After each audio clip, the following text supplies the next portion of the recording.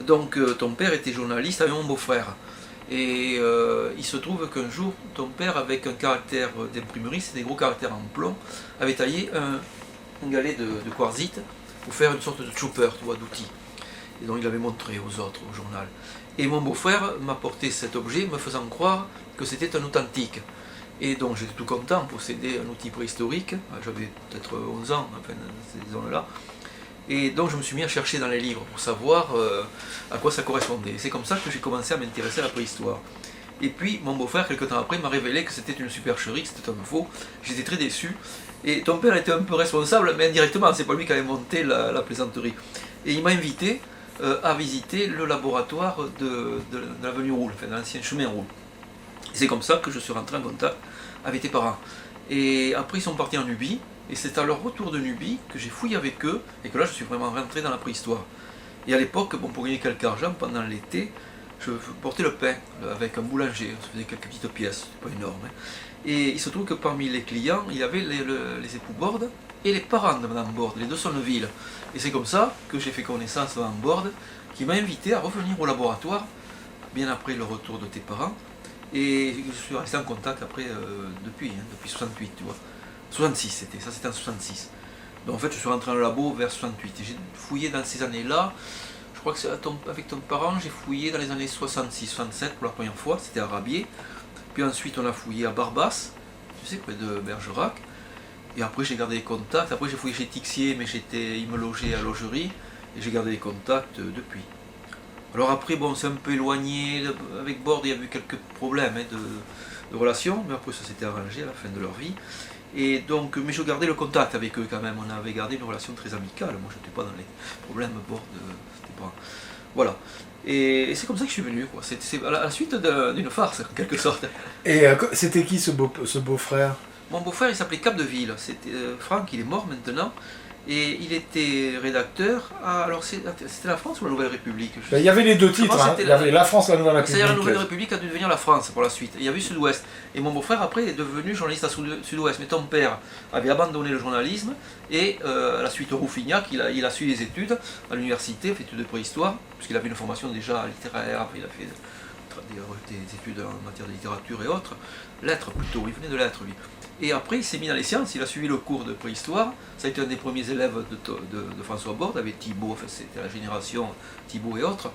Et qui d'autre? Thibault? Thibault, Claude, il est mort il y a longtemps, hein, en Algérie, hein, accidentellement. Je pense que c'était les premiers, ceux-là. Il devait y avoir peut-être le docteur Tricol, enfin, je ne sais pas trop. Puis ensuite, La Ville, Rigaud, mais peut-être après, Delpech, Françoise. Après, puis moi, ma génération, le Tensoraire, bien après. Le Tensoraire qui avait fouillé, enfin, qui connaissait. Moins Tixier, mais tes parents aussi les connaissaient. Donc voilà. Donc, alors c'était où tout ça? C'était pas dans cet immeuble? Non, c'était pas là. Le labo, il était avenue Roule, c'est-à-dire chemin Roule, tout près d'ici. Une chartreuse qui avait appartenu à... Comment il s'appelait? Holloway, c'était... Non, comme ça. C'était un grand-oncle Jean Balde. Jean Balde, c'était une auteure, c'était une femme, qui était très connue dans le milieu bordelais, dans les époques... vers l'époque de Mauriac, un peu. Enfin, et son oncle, son arrière-grand-oncle, je ne sais quoi, était industriel et possédait cette chartreuse. Puis à sa mort, bon, la chartreuse avait été vendue, l'université avait acheté, et il y avait là alors il avait des... Je pense qu'il aimait la peinture, il y avait une galerie de peinture dans le sous-sol, puis après, bon, tout ça avait été vidé, le laboratoire s'était installé là, et c'est là que j'ai été connu, oui, tes parents, peut-être que je les ai vus la première fois là, j'ai connu ta soeur aussi dans ces époques-là, et les Bordes après, hein. Borde, je suis venu le voir un samedi, je me rappelle, Borde m'avait invité, puis après j'ai gardé le contact, je suis rentré, et en 66, c'est ça, en 66, le laboratoire a été déménagé ici. C'est-à-dire, moi j'ai aidé pour le déménagement, mais j'y suis rentré qu'en 68. En 68, je suis rentré au laboratoire, j'ai fait une thèse de 3e cycle, j'ai fouillé chez Borde après, dans les années en 68, et après, bon, j'ai fait des études ici, la thèse d'État, en 83, j'ai soutenu, et je suis rentré au CNRS en 75, tu vois, pour te donner une idée. Hein. Donc tes parents, je les ai surtout fréquentés dans la période entre 66 et... dans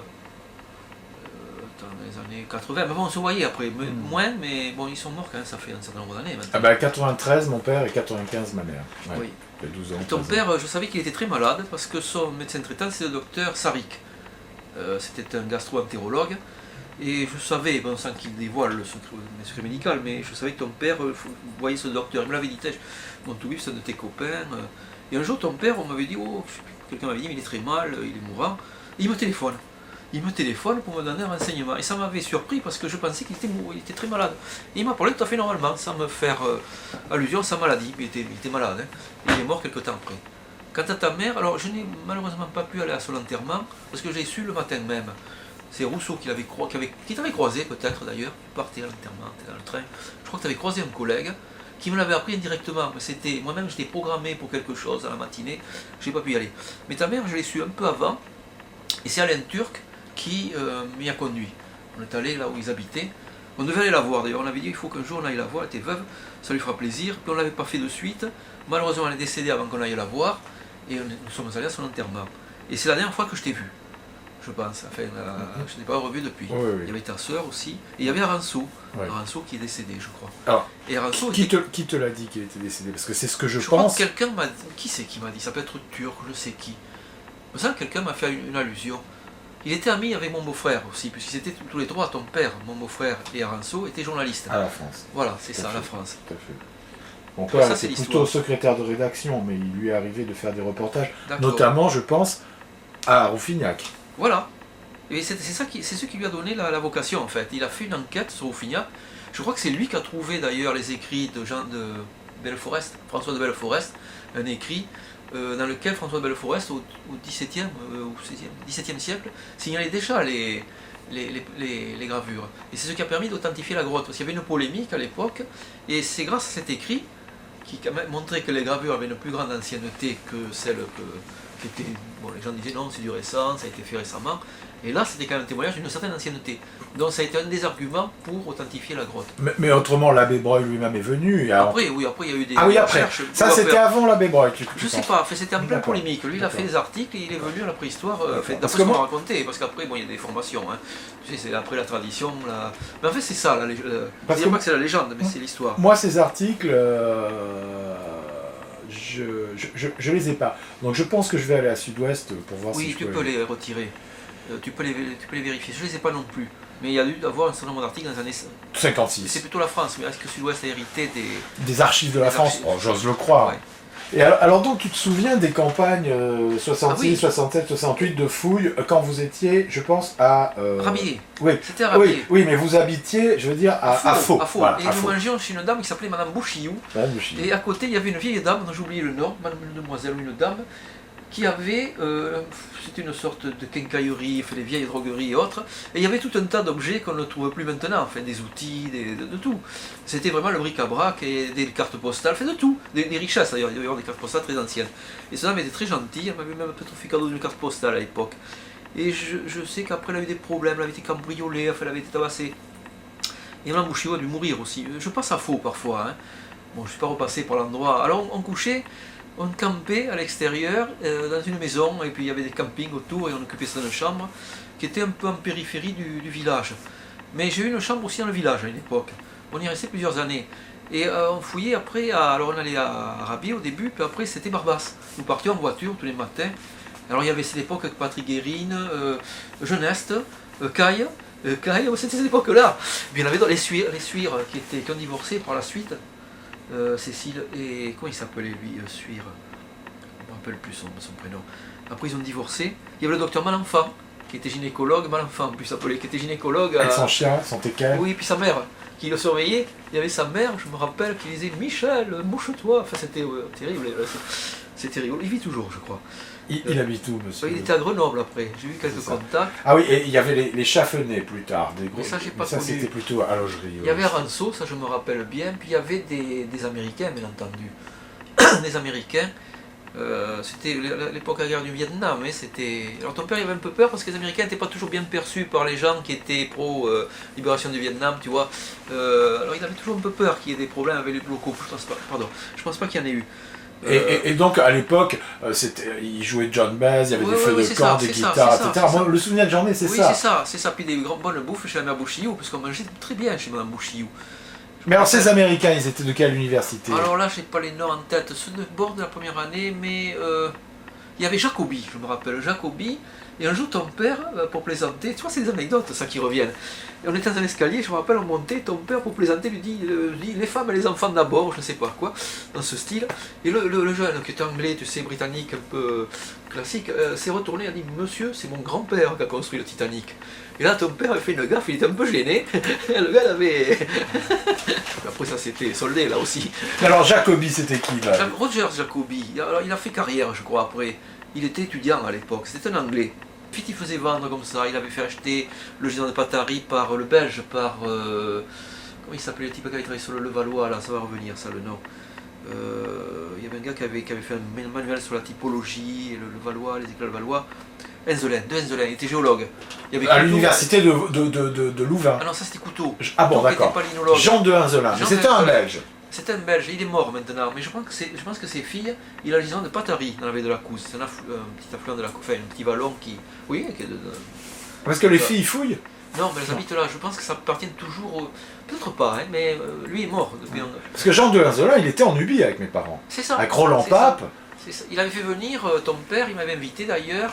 Pas Pape, il avait fait venir Gullentops et Mullenders, deux géologues, plutôt des géologues.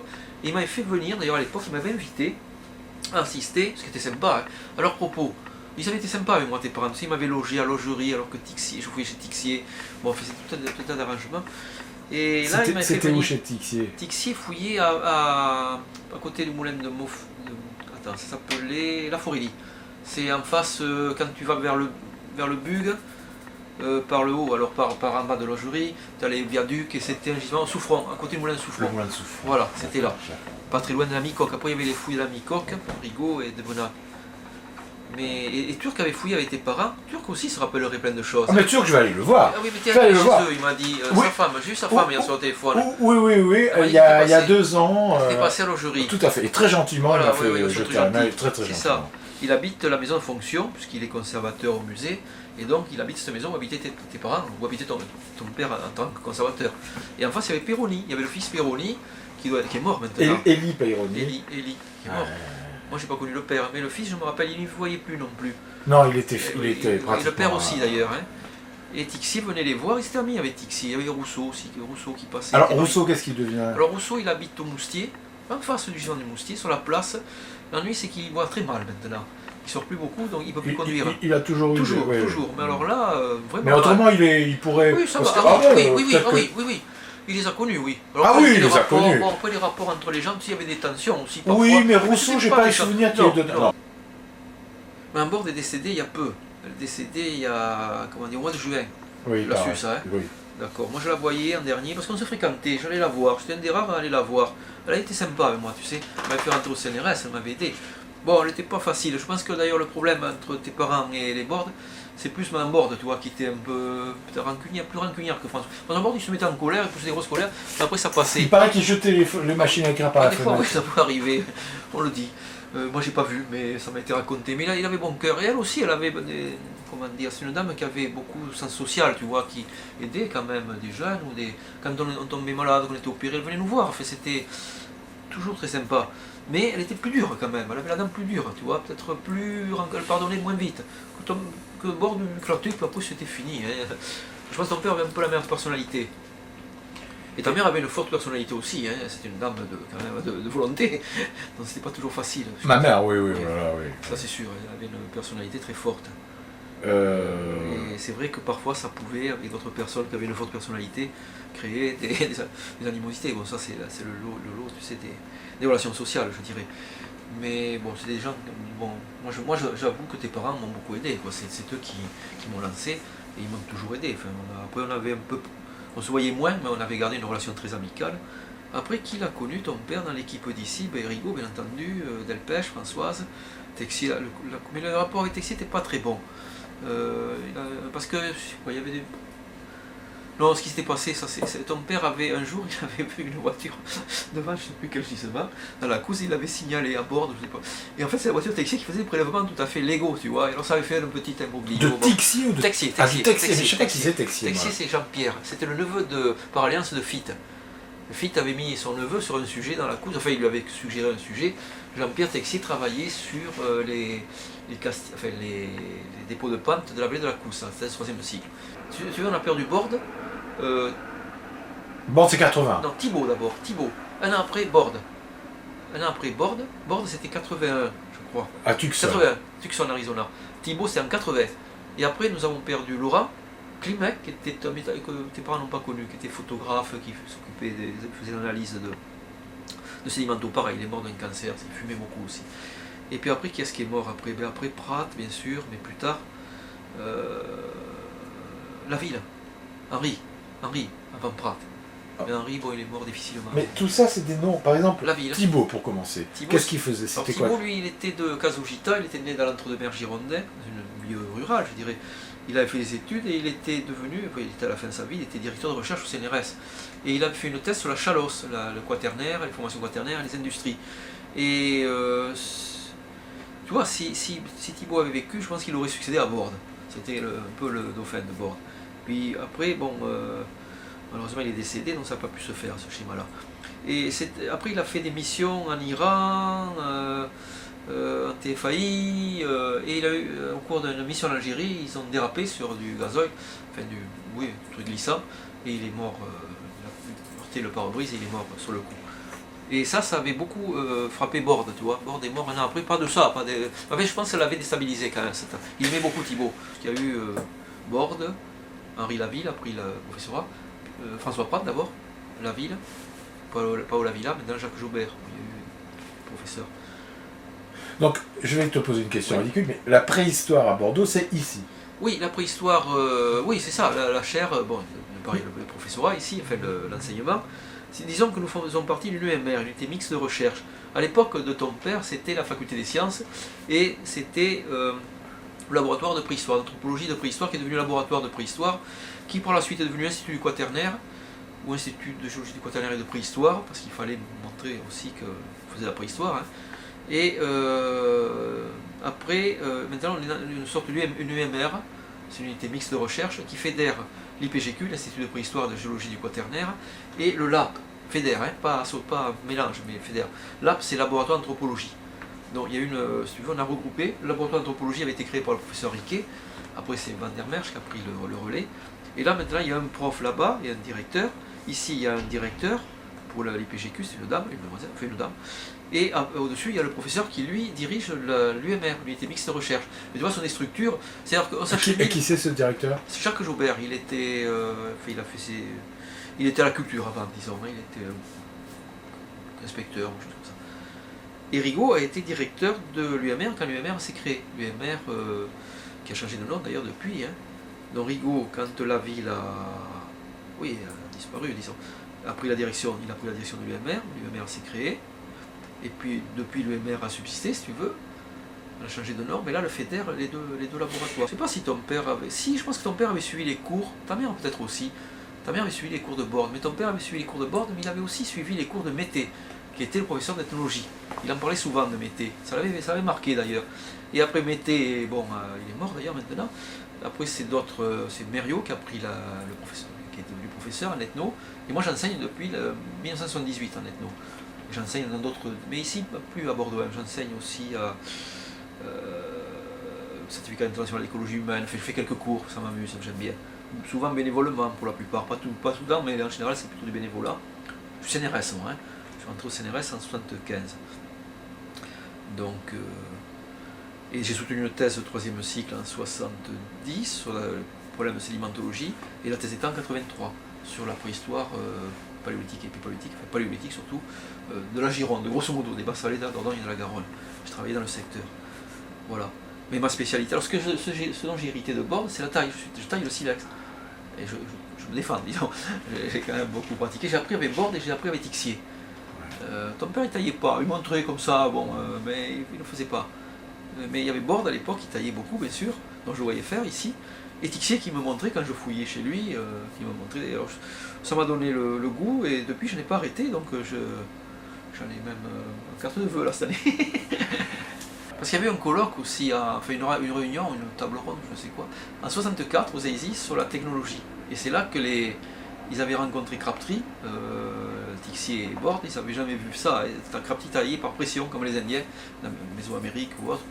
Et là, ils avaient été sidérés de voir ce que Crabtree faisait. Donc il leur avait ouvert des horizons. Eux, ils faisaient la percussion, ils faisaient des choses plus classiques par rapport à la préhistoire européenne. Et lui, il était vraiment influencé par les Paléo-Indiens. Et ils sont devenus amis, bien sûr. Et après, Borde est allé souvent aux États-Unis tailler avec Crabtree. Et Tixier aussi, d'ailleurs, il le connaissait. Et mes parents sont allés aux États-Unis en 65. Oui. Ils ont fouillé à El Gap. C'est ça, c'est ça. C'est là qu'il y avait des serpents à sonnette qui effrayaient ton père. Voilà. Il avait le phobie des C'était serpents. avec Mary Warmington. Voilà, qui a été une amie de Borde aussi. Et d'accord. Oui. Joe Ben. Et il y a eu la campagne de Nubie, bien entendu. Et puis, alors, il y a eu la campagne de Nubie. J'ai des très jolies photos. J'ai des jolies photos de mes parents en train de ramasser des grands bifaces. Au musée, il y a des bifaces énormes. Alors, j'en ai deux. À Paris, chez moi, j'en ai deux. Énorme. Comme ça. Ouais. Ils sont rouges. Oui, c'est ça. Voilà. Et j'ai une publication, je l'ai cherchée pour te la montrer, mais de mémoire. Ta mère avait mis une dédicace, c'était alors, je crois que c'est un poème de Verlaine. Les chants désespérés sont les chants les plus beaux, ceux qui les ont fouillés, ce sont des purs héros. Tu vois. Et ça, c'était la dédicace qu'elle avait mise sur la première publication qu'elle m'a offerte, qu'ils avaient fait à l'époque. C'est le rapport préliminaire. C'est un article qui avait paru dans une revue, je crois que c'est en anglais. Sur les fouilles de Nubie. Tu dois l'avoir dans les archives familiales. Je crois si on parle de la même chose, oui, c'est ça. Et après, ton père avait publié, après ou avant, plutôt après, sur les hachereaux, il avait fait, je crois, ou sur le cantelouette, il avait un faciès original de l'acheléen. Les hachereaux, je ne sais pas s'il n'avait pas fait une typologie, ou Tixier, je ne sais plus lequel. Il y en a un qui avait fait sur les hachereaux, puis ils ont publié un peu sur le berger, ils n'ont pas énormément publié finalement, parce qu'ils avaient été pris, ton père était pris après par la mairie. Il est rentré dans le système administratif, politique et autres, et ça c'est un peu dommage à mon avis. Avec le recul, si tu veux, ce que les gens lui reprochaient, c'est d'avoir un peu abandonné la préhistoire au profit d'autres, ce qui pouvait aider d'ailleurs certains projets de préhistoire et autres, mais ça lui prenait du temps.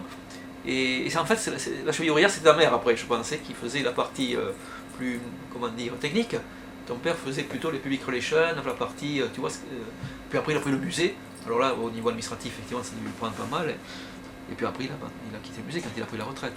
Mais effectivement, oui, mais je crois que dans son idée, s'il a pris la mairie, c'était pas comme une marotte, c'est parce qu'il pensait que ça allait, c'était pour la synergie, musée, tu vois, voilà. Mais sans s'en rendre compte. Ça l'a bouffé, je pense, c'est sûr. Puis après, il y a eu aussi cet éloignement par rapport à Borde, bon, ça pas, c'est dommage, il y a tout un, tu sais, la vie, c'est ça, hein. Nous, si Thibaut s'était pas tué, il serait devenu peut-être le patron du labo, on aurait eu une autre histoire, très certainement. Tu vois, c'est souvent lié, si Borde n'était pas mort si tôt, il aurait peut-être préparé plus sa succession, enfin, pas non savoir. Tu vois, hein. Et bon, ça c'est l'histoire, on ne va pas la refaire. Hein. Mais effectivement, ton père, il avait des trucs à l'or, parce qu'il avait en Bergeracois énormément de gisements. Il chapeautait un tas de gisements, il avait des moyens importants. Hein. Il fouillait, je me rappelle, il faisait faire des tranchées exploratoires à Barbas, et après il partait sur les berges, il faisait des décapages. Donc Barbas a été exploité comme ça. Alors, d'ailleurs, les Deluc que j'ai interviewés, déjà, tu vois qui c'est. Hein. Oui, je les connais bien. Les Deluc et Guy Sellerier m'ont fait tout un laïus, mais auquel je n'ai compris goutte, parce que je ne suis pas préhistorien, sur les histoires de techniques de fouilles en décapage. C'est ça. Alors, il fouillait à plat, c'est pas vraiment à plat, parce que les niveaux peuvent avoir un pendage, mais au lieu de fouiller en stratigraphie, carré par carré, un carré, puis un autre carré, ou plusieurs carrés avec plusieurs fouilleurs, là, on décapait sur de grandes surfaces, un niveau, et ensuite on passait à un autre niveau. Et ça, ils ont été peut-être des premiers à le faire en Bergeracois, ou en Aquitaine, disons. Il y avait Gossin qui le faisait il y avait le docteur Gossin aussi qui le connaissait, qui était dans la vallée de l'Île, qui était un médecin. Et donc, et autrement, il y avait Pincevent qui était comme ça. Ah oui, c'est ça, c'est Pincevent en fait qui avait lancé la mode. Alors que Borde, il était plus strati, il faisait des décapages mais limités. À Corbiac peut-être il a fait des décapages, mais dans les abris il fouillait plus par carré, en respectant bien sûr la position des objets, il positionnait. J'ai été choqué par le fait que les collections de Borde partent au musée. Moi je travaillais dessus, tout ça, bon il y a eu une sorte de manip, peut-être qui se comprend d'ailleurs dans certains contextes, pour mettre tout le matériel, enfin les collections de Borde là-bas. Alors j'ai pris des distances à un moment donné. Mais quand C'était dans les années 90, ça. Quand Borde est mort, Borde la ville était prof. Mais Rigaud et d'autres, ont fait en sorte que les collections rejoignent un musée, ce qui était légalement peut-être la destination. Ah mais c'est incroyable ce que tu me dis, parce que moi je croyais au contraire, mais moi je comprends rien. Là, moi je croyais qu'au contraire, Rigaud était un type qui avait tendance à tirer vers Bordeaux les choses. Non, et là tu es en train de me dire c'est le contraire, c'est parti de Bordeaux et c'est été aux Aisies. Et moi ça m'a un peu gêné dans mes recherches et autres, et ça a créé un peu une distance par rapport à la direction du musée, qui est toujours la même d'ailleurs. Ce qui ne veut pas dire que, bon, on se parle, mais si tu veux, j'ai pris un peu de distance, parce que ça m'avait peiné, c'était un peu la mémoire de Borde qui partait. On me dira, ça ne va peut-être pas rester là, bon, ça on peut discuter, je ne vais pas rentrer dans ce débat-là. Oui, mais enfin, il a travaillé toute sa vie ici, Borde, en même temps. Oui, mais c'était des collections périgourdines aussi, bon, on peut discuter. En fait, toujours dit que Borde voulait que ça aille à Bordeaux, puis c'est parti là-bas. Et moi, ça m'a gêné beaucoup dans mes recherches, j'étais engagé sur certaines séries et autres, donc ça m'a... Non, j'y allais pas trop, bon, maintenant je suis bien de temps en temps. Je suis allé, mais bon, quand j'avais été obligé d'y aller, mais en fait j'ai accès, je peux voir le matériel, pas de problème. Ils ont formé beaucoup de gens, surtout ta mère. Ta mère apprenait beaucoup, nous prenait sous son aile, et alors moi par exemple, nous apprenait à dessiner, par des choses de base.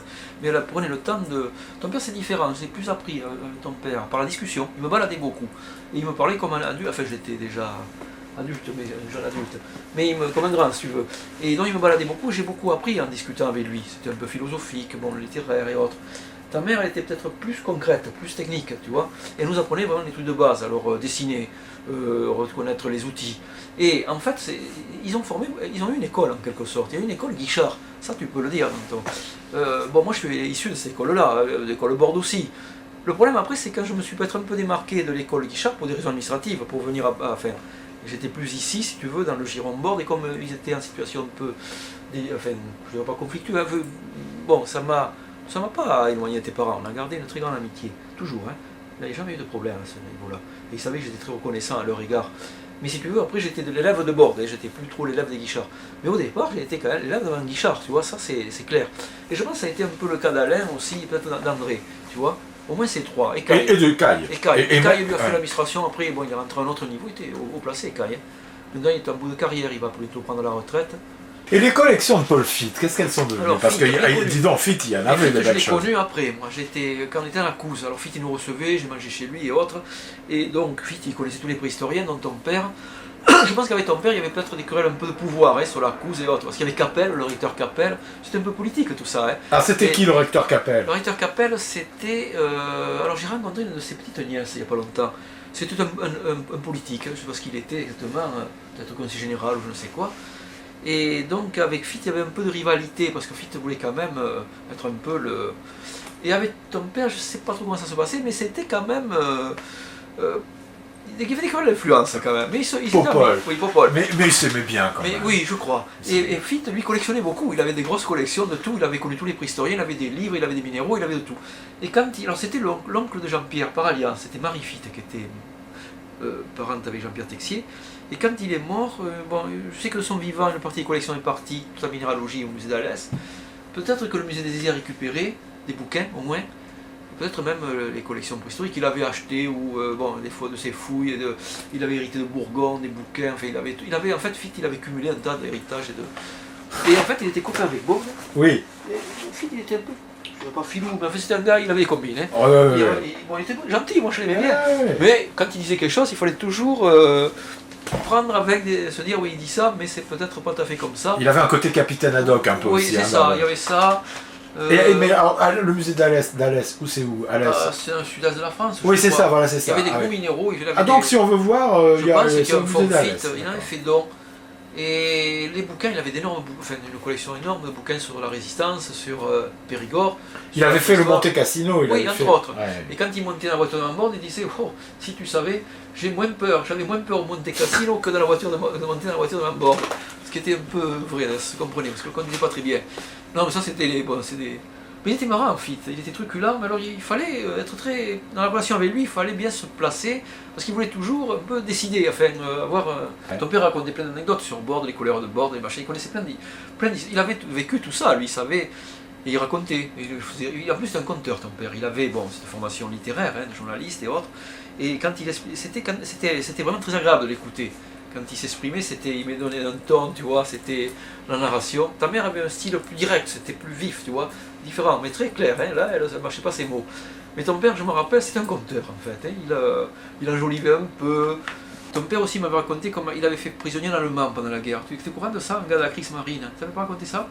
Et en fait, il était en train de faire ses besoins, ton père, il avait posé ses affaires, et le type est arrivé, c'était en pleine débâcle des Allemands, et le gars est arrivé avec son PM, et il s'était foutu, quoi, il a donné le PM. Et ton père l'a ramené, il a remonté son falza, il l'a ramené au camp comme un prisonnier, en fait, mais le gars était venu se constituer prisonnier, il était pas... Et où ça? Où? Ah, ça, je sais pas où c'était. Parce que tu sais... Il a fait la résistance, ton père, il a fait la guerre. Il a fait de la résistance du côté de Tours, après il y a eu l'histoire de la poche du Verdon, et puis il y a eu l'histoire de Belfort aussi. Il y a 3... D'accord, alors ça je sais pas. Je sais pas où c'était, c'était un type à Kriegsmarine, il m'a dit il était impressionnant. Et le gars est arrivé, mais bon, il aurait pu le flinguer aussi bien. Hein. Lui, il était, je te dis, il était en train de... Et le gars non, il est venu... Alors ça a été une sorte de prouesse de faire le prisonnier allemand comme ça, dans ces conditions. Mais Borde a fait la poche du Verdon. La résistance, et puis il a été blessé à la Pointe-de-Grave, effectivement. Il a été blessé, mais il était planqué pendant la guerre dans le Périgord. Il faisait enfin planqué, il n'était pas planqué, mais il faisait la résistance. Il travaillait parce qu'on le recherchait. Daguerre lui avait dit il faut foutre le camp parce que les Allemands vous recherchent.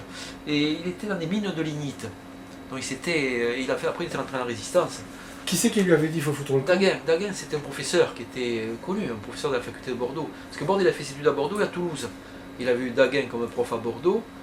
Et à Toulouse, je sais pas, il a fait la géologie, bon là j'ai toute la Borde. Mais il était de 16 ou quelque chose comme ça, Borde? Borde, il était né à... Alors ça aussi, il était né en Lot-et-Garonne en fait. Il était né, alors le village à... Je ne me rappelle plus, mais c'était à la limite de Lot-et-Garonne, Périgord, c'est le Grand Périgord. Et son titre de gloire, c'était être périgourdin, il ne voulait pas qu'on parle de Lot-et-Garonne, il était né en Périgord. Et ça, quand on lui disait vous êtes né en Lot-et-Garonne, ça le mettait très en colère. Il fallait mieux éviter de le... Et un jour, il taquinait la ville, il avait dit, et vous, le grand département d'où? Il a fait, vous, les terres froides du nord de la Dordogne, et vous, qui êtes né en Lot-et-Garonne? Alors il paraît qu'il était devenu tout gris, Borde, et il avait failli... Mais puis ça s'était calmé. Mais c'était le genre de truc qu'il fallait pas...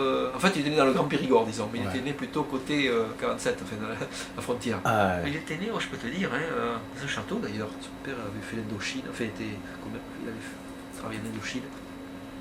Rive, il était né à Rive, voilà. Il est né à Rive. Et Rive, c'est pas en 24, c'est le saucisson. Non, c'est juste à la limite. Ah, ouais. Alors il y a une rue, finalement Ville-Réal, mais presque côté Lot-et-Garonne, qui est dédiée à Borde, enfin qui s'appelle Avenue François Borde. Bon, il y a cette maison de Borde aux Aisies, il y a cette station, il y a la rue maintenant à Carsac et une plaque sur la maison, ça a été mis en juin dernier, 2007. Oui, c'est ça. Alors aussi il y a des histoires, on fait ça, je ne vais pas rentrer dans le détail. Qu'est-ce qui a été exposé? Qu'est-ce qu'ils ont pu Alors exposer? ils ont exposé, nous on avait fourni des documents, il y avait des romans, mais je n'ai pas vu l'exposition définitive, je n'ai vu que les panneaux, parce que quand nous sommes venus pour cette cérémonie, l'exposition n'était pas installée complètement. Donc je n'y suis pas retourné, il faut y aller. Autrement il y avait des éditions de ceux de oui, c'est ça, oui, voilà, etc. Voilà. Chez Opta, puis après chez... Peut-être les stratigraphies des gisements du coin, des photos, on avait été sollicité, moi j'avais fait l'intermédiaire entre Marie Borde, la belle-fille, et la femme de Georges, et la mairie pour prêter, moi-même j'avais prêté un film, donc voilà. Un film où on le voit tailler? Oui. Un film en cinéma 16 mm? 16, oui. Ah, oui. Et ils l'ont mis en vidéo pour le... je ne sais pas, je ne l'ai pas vu. Comment ça s'est passé? Justement, ce film, je vais le réutiliser pour les CTHS. Il faut que je le visionne chez Paris, parce que je n'ai pas de lecteur. Donc je vais le visionner, voir si j'ai la bonne copie. Et il y en a des films de Borde, il avait tourné aux États-Unis, il avait été filmé, il y a plusieurs... Mais ça, bon, c'est moi qui les possède. C'est qui les possède? Ah, alors ça c'était dans le fond, ça a dû partir au SRA, parce que je me suis employé, moi... En fait, Madame Borde m'avait désigné son exécuteur testamentaire, avant sa mort. Donc les quelques documents qui étaient, de métier qui étaient chez elle, je les ai mis dans des... Il y en a encore un peu ici, mais pas beaucoup, mais dans des services à Bordeaux, le musée et le service régional d'archéologie. Et de son vivant, on avait mis, avec son accord, des documents qui venaient d'une cave, des documents scientifiques d'elle et de son époux, et des documents qui étaient au musée Aquitaine. Enfin, on a tout regroupé, tout ce qui était scientifique, le rapport de fouille, tout ce qui était administratif fouille, au SRA. Mais au musée Aquitaine, il y a la bibliothèque Borde, et peut-être même celle de Mme Borde, et il y a encore quelques documents qui sont restés, parce qu'elle avait un bureau, Mme Borde. Après sa mise à la retraite, elle avait un bureau au musée Aquitaine. Mais de son vivant, on avait, avec son accord, on avait dispatché dans des services officiels le fonds Borde. Donc il y a un fonds Borde qui a été d'ailleurs inventorié. Hier j'étais à Bordeaux, j'ai consulté d'ailleurs l'inventaire qui en avait été fait, ça a été très bien fait. Et il y a encore quelques trucs qu'il va falloir rajouter au reste. Moi j'ai une ou deux lettres moi, que je rajouterai. Bon. Puis moi j'ai quelques objets personnels, j'ai de la taille, des photos, des doubles, tu vois, j'ai photocopié certains documents pour les avoir aussi à ma disposition. J'ai toute sa bibliographie, celle de Borde. Donc tu vois, j'ai quelques éléments quand même. Et j'ai des éléments de ma Borde aussi. Quand elle est morte, bon, j'ai récupéré, sa fille m'a confié le soin et son fils de mettre ça dans des institutions, ce que j'ai fait. Donc tu vois, tout ça c'est la jeunesse finalement. C'était une période assez... C'était agréable finalement. On a vécu là des années très... C'est quoi le SPCN? C'était le premier cycle à l'époque. Il y avait, alors c'était sciences, physique, chimique et naturelle. C'est ce que j'ai fait. Et après c'est devenu le DUG première année. C'est en deux années après. Et nous on faisait en une année quelque chose de très global. Je me rappelle, ils travaillaient beaucoup tes parents parce que lui il travaillait au journal et ta mère suivait les cours aussi pour copier, lui passer. Enfin il travaillait à deux en fait. Hein. Ça avait été très dur pour lui. Ça c'est Borde à la fin de sa vie. Ça c'est des photos de Rigaud. Ça je l'ai. Ah ouais. Ah ouais, elles sont chouettes ces photos. Je ne pas parce que je suis en très mauvais rapport avec Rigaud en ce moment. Il ne me parle plus. Ah bon. Il m'en veut parce que bon je suis allé à Carsac. Je sais pas, il y avait une histoire, les enfants, il y a une histoire un peu bête. Et Rigaud a été exclu de cette manifestation. Et il croyait que je n'irais pas, pour que ses amis ou autres collègues n'iraient pas un peu par sympathie pour lui. Bon, moi je ne suis pas ami avec lui. Et si j'y suis allé, c'est pas j'y suis allé parce que pour deux choses. D'une part parce que Pariès voulait que j'y aille, il m'a dit toi il faut que tu y sois automatiquement, c'est un honneur de bord, c'est ton patron, mais en bord sera content que tu y sois. Et d'autre part, on avait vu Prat quelque temps avant, on savait que Prat allait mourir. Et Prat, il était content qu'on y aille pour qu'on lui rende compte au retour, tu vois, de cette cérémonie. Il ne pouvait pas y aller, il était foutu. Je savais qu'il allait mourir. Donc je suis allé pour Prat. Je suis allé, et bon, Rigaud, c'est pas mon ami. Bon, je déplore qu'il y ait tous ces amis, qu'il n'ait pas pu y être lui aussi. Ça, c'est Bouvier. Bouvier, je l'ai eu au téléphone. Ça, c'est je vais passer le voir. Cécile Borde. Tu vois, Bouvier? Voilà Bouvier. Ah ouais. Alors Bouvier, là, c'est un drôle de gars. Ça, c'est Jean Pariès. Ça c'est, celui-là je le connais, mais je ne sais plus qui c'est, ça c'est Carvazo, ça c'est Demar, mais je ne connais pas ça. Madame Pariès, de dos, moi-même, Cécile Borde. Mais c'est où ça? Ah oui, ça, à l'expo de Carsac. À l'expo, on va faire l'inauguration de la plaque. Bouvier, Madame Pariès, Jacques Pellegrin, qui n'a pas connu tes parents, je pense pas. Ça c'était le préfet, pas le préfet, mais le président du conseil général, quelque chose comme ça. Quelqu'un de connu dans le coin. Pariès, Jean Pariès. Claude Chauchat, ça c'était l'ancien aussi. Mais ça, il n'a pas connu tes parents, Chauchat, je pense pas, ou très peu.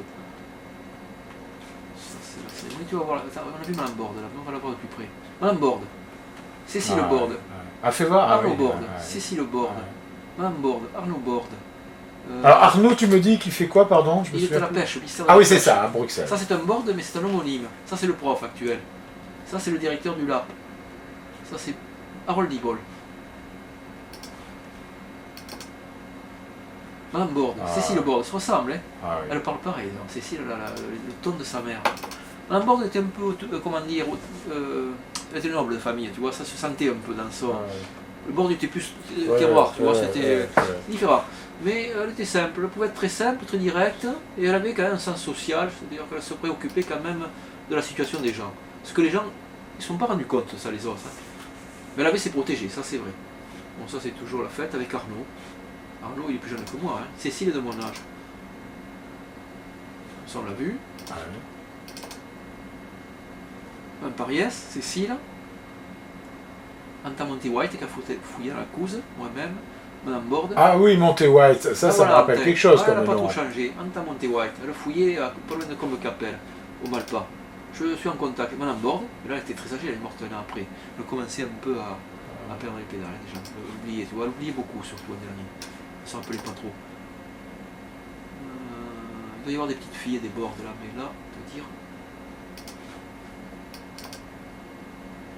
Anta Monty White, Madame Borde. Celle-là, je ne sais pas qui c'est, peut-être une petite fille des Bordes. Elle habite en France, Anta Monty White? Oui, aux États-Unis et en France. Ou deux. Ah, mais je crois qu'on l'a vu. Madame Borde.